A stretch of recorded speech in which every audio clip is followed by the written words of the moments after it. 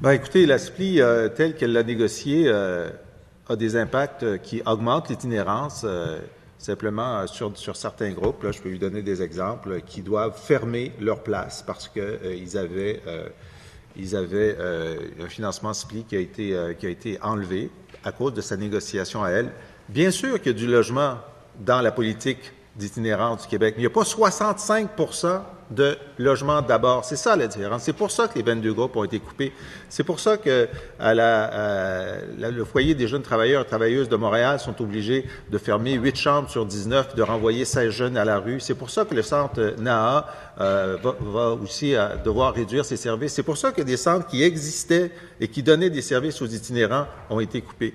Alors là, ce qu'on lui demande, là, puis là, on ne saura pas, à dire, on veut de la chicane avec le gouvernement fédéral. Mais il y a un ministre de tutelle, qui est le ministre de la Santé, qui, lui, se gêne pas pour dire que si le gouvernement fédéral augmente les transferts en santé, il n'est pas question d'avoir des conditions. Il dit ça sur la place publique. Alors, j'espère que la ministre des Services sociaux n'est pas en train de dire du mal de son ministre de tutelle, qui a le cran de dire publiquement au fédéral, voici notre objectif, puis maintenant, vous savez mon objectif, je vais aller négocier. En tout cas, là-dessus, donc, je dois conclure que la ministre ne veut pas s'engager devant nous, publiquement, à dire que les sommes supplémentaires pourraient réparer principalement les dégâts qui ont été causés dans des centres. Alors, là-dessus, c'est la conclusion que je viens. J'ai combien de minutes? Il vous reste 7 minutes. Bon. Alors, je voudrais parler des centres jeunesse. Alors, les centres jeunesse, j'ai la parole. Je m'excuse, Madame la Présidente. Oui, alors, la ministre aimerait réagir à vos propos. Est-ce qu'on peut lui demander de faire ça très brièvement? Parce que oui, ça va être briève. Je donne la parole à Madame la ministre pour réagir brièvement. Bien, juste pour parler de jeunes, là, le projet de stabilité résidentielle, là, quand je disais tantôt qu'il y a 472 personnes en logement, bien, il y en a 60 jeunes de ces 472-là qui sont placés en logement. Est-ce qu'ils préfèrent qu'on les laisse dans la rue ou qu'on les mette en logement? Deuxième élément, il y a du programme de soutien aux organismes communautaires qui sont donnés. Et je veux rappeler là, que où il y a une densité populationnelle évidente, comme Montréal, c'est clair que ça prend plus de logements. Mais c'est pas partout pareil, Madame la Présidente, dans le Québec. Il faut voir les statistiques, là. Là, il compte juste ce qu'il veut compter. Mais où il y a plus de population itinérante, il faut s'occuper de ces personnes-là et les sortir de la rue. Alors, c'est juste ça que j'avais à dire sur les commentaires du député de Rosemont. Je sais qu'il va encore avoir de quoi à dire parce qu'il voit tout en noir, mais c'est son problème. Très bien. Monsieur le député de Rosemont. Bien, si la ministre trouve que c'est pas noir d'avoir coupé 22 organisations communautaires complètement avec la nouvelle SPLI, alors que c'était dans l'ancienne SPLI, ils avaient des bons projets et ils étaient financés. Si elle trouve que c'est voir les choses en noir, que les groupes communautaires disent, ben là, nos itinérants, on peut plus s'en occuper, on va les mettre à la rue parce qu'on avait des bons projets, mais avec le cadre rigide que la ministre a accepté, ça rentre pas dans le cadre. La ministre dit, hey, c'est extraordinaire, on a eu des projets. Bien sûr, c'est les seuls projets qui étaient disponibles. Bien sûr, les organismes ont essayé de rentrer dans la case. Mais pourquoi est-ce qu'il y a de l'argent disponible maintenant? C'est parce qu'il n'y a pas eu assez de projets pour rentrer dans ces cases-là.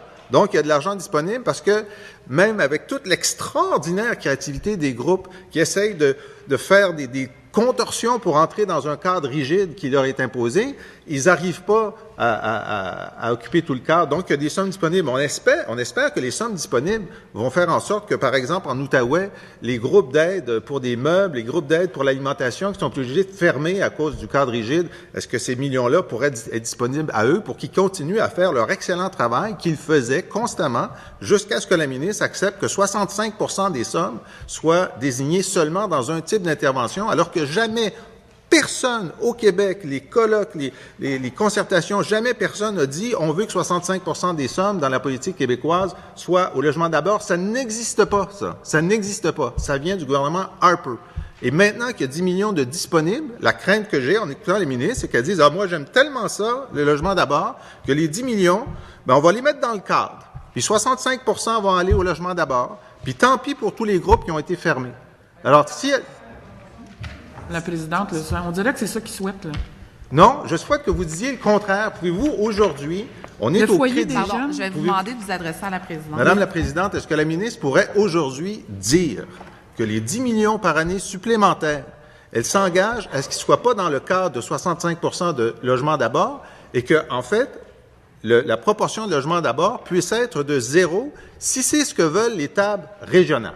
Est-ce qu'elle peut dire ça? Madame la ministre. Madame la Présidente, concernant le foyer des jeunes travailleurs qui ont fait une sortie dans les médias, je veux juste rassurer le député de Rosemont pour lui dire que le CIUS Centre-Sud de l'île de Montréal a confirmé qu'en fonction des fonds non utilisés pour l'année dernière qu'on doit récupérer, ils vont porter un œil très attentif à ce qu'ils vont pouvoir faire pour justement le foyer des jeunes travailleurs. Alors, je veux rassurer le député de Rosemont, il y a plein de gens sensibilisés, mais il faut arrêter de penser que tout le monde nous en veut au Québec. C'est pas vrai, là. C'est pas vrai. Maintenant, je m'engage à réduire l'itinérance et les moyens qu'on y prend. Je vous le dis, Madame la Présidente, j'ai des négociations avec le ministre Duclos et je ne les mettrai pas sur la place publique. J'aime ça, moi, pouvoir dire que on peut avoir des négociations qu'on ne met pas sur la place publique. Et tout ça pour vous dire que est-ce que je vais m'engager dans l'avenue du député de Rosemont? Ça, c'est de mes affaires. Quand j'aurai fini la négociation, j'espère qu'il va applaudir. J'espère, Madame la Présidente, et vous en êtes témoin aujourd'hui, j'espère qu'il applaudira. Mais il faut qu'il arrête de prétendre que partout au Québec, c'est 65% des budgets de la SPLI qui sont affectés au logement d'abord. C'est faux. À Montréal, il y a une densité de population itinérante et il faut s'occuper de les mettre en logement. Puis c'est des demandes qui viennent du milieu, là. C'est pas des extraterrestres qui nous ont demandé ça, là. Mais partout au Québec, ce n'est pas 65%, c'est faux. Quand il y avait des projets concertés, on les a, les statistiques, c'est pas 65% partout au Québec. C'est toujours en fonction de la densité de la population. S'ils préfèrent qu'on les laisse dans la rue à moins 40, ça, c'est son choix. Moi, je suis pas là. Maintenant, il y a des nouveaux argents. Comment on va les distribuer? Je suis en négociation. Je suis en discussion avec le ministre Duclos. J'aurai une rencontre avec lui pas plus tard que, je pense, à la fin de la semaine prochaine ou au début de l'autre. Mon ministère, les officiers du ministère ont déjà des travaux sur la table, sont déjà en échange avec les officiers du gouvernement fédéral et j'irai pas plus loin que ça ce matin. Merci, Monsieur le député de Rosemont. C'est presque tout le temps que j'ai. Je vais simplement dire que ce qu'elle vient de dire sur le Centre des jeunes démontre bien l'absurdité de l'imposition de 50 à 65% des sommes selon les régions. Elle avait précédemment en Chambre refusé de dire même qu'il y avait une proportion.